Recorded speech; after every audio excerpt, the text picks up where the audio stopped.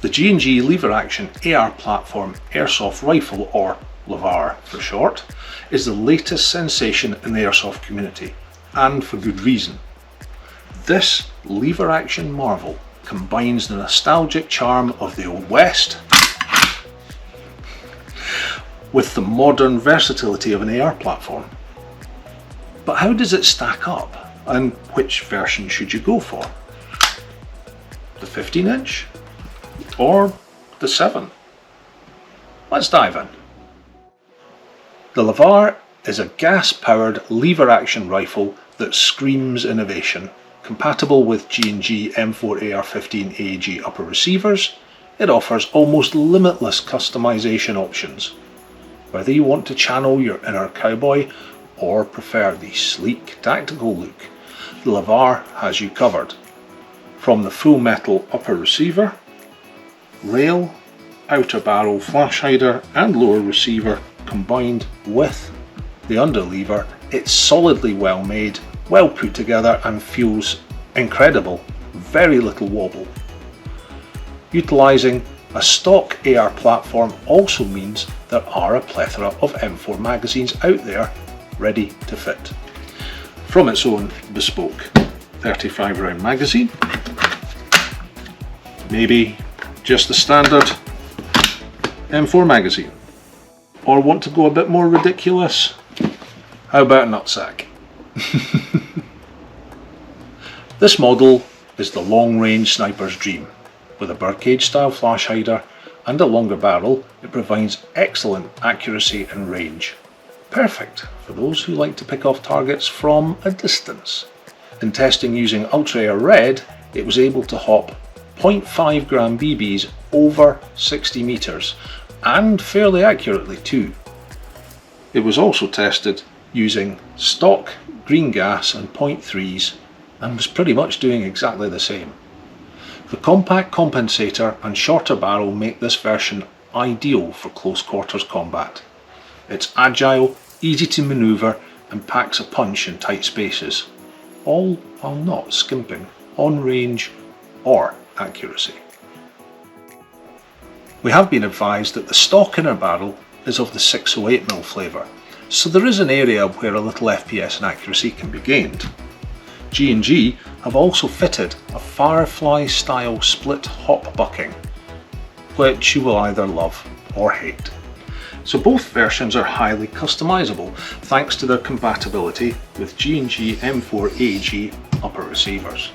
You can swap out parts to suit your needs, from stocks to handguards.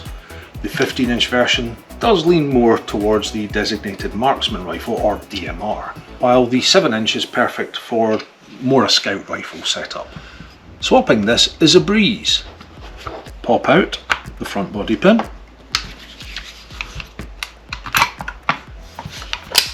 slide off your upper receiver. Take your new upper receiver and slide it on. And finally, once it's all lined up, pop the front body pin back in and you're done. It really is that simple. Fancy something different? Well, we've got a knuckle duster style and a spiky underlever style coming. Both of these will have a short stroke on them, which you can choose to use or not. Just so you're aware, that's a full cock normally. The first latch point here cocks the hammer, the second retracts the air nozzle. With the short stroke, everything's done by this point. The 1913/20mm Picatinny stock interface allows for further customization, although be prepared for some kinda funky angles with aftermarket stocks. Though again, we might have something coming to pique your interest. The LevAR uses green gas by default, stored in an internal reservoir in the grip. This system ensures consistent performance, and better yet, over the winter, you're holding the grip, keeping it warmer. I should say at this point that the gas reservoir is the entire grip section. good for a whopping 200 to 300 shots. Verified. FPS is controlled by the proprietary air nozzle. The 15-inch uses a 2.2mm nozzle, while the 7-inch has a 3mm one.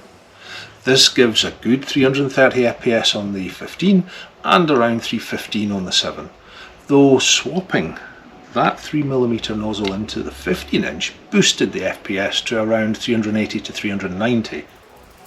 G&G unfortunately aren't releasing these nozzles as spares right away, however we do have a little something in the works, and seeing as you can swap these out in less than 60 seconds, it'll allow you to configure it site by site or even game by game, though without a tournament lock, game by game could probably well be frowned upon. So what are the pitfalls? Well, for one, it's the length of that underlever. You want to lie in the grass taking pot shots, then be prepared to have to kick the rifle on its side. And the cheek rest. It's kind of cheap and plasticky and flimsy. I mean, it's not too bad, but not the best. And unfortunately, the mount system for it, which looks really nice, it's very, very shiny. And you have to have this mount because the bolt heads are captive and go through the stock. So you really don't get a lot of choice in that if you want to use the cheek rest. My personal bugbear is the mag catch. You've got three options. You can release here, which is standard. You can release here, or you can release back here. But my issue is trigger discipline means I want to do this and keep my finger off, and it's not the first time I've caught the edge of this. I wish this had been done further up rather than further down and at an angle so my finger wasn't in the way, but maybe that's just me. And finally, the length of the stock. It's not adjustable, it's fixed, and we do have one player who unfortunately has a little bit of an issue, because when he's cocking he can't actually reach that far. So yeah, think of a T-Rex trying to eat a Twix. So what do I think? Well, when the LevAR was first announced, I'm sorry, I wasn't a fan. There was something janky about it. I couldn't just put my finger on. To me, I felt that a lever action should look like a Winchester, and that was it. After getting my hands on this, it's really starting to grow on me, and I think I actually might be a convert. It's such a simple system. It feels good, and it just works. And I'm also thinking that if Clint Eastwood and John Wick had a baby, it probably would be the LevAR, which is wrong on so many levels, but after a few minutes handling one yourself, I think you might get what I mean. The 15-inch is your go-to for long-range duels, while the 7-inch is the ultimate sidekick for those close encounters. And whether you're a sharpshooter or a run-and-gun enthusiast, the LevAR is ready to make your airsoft dreams come true. Just one question I have to ask you though. Which version are you leaning towards?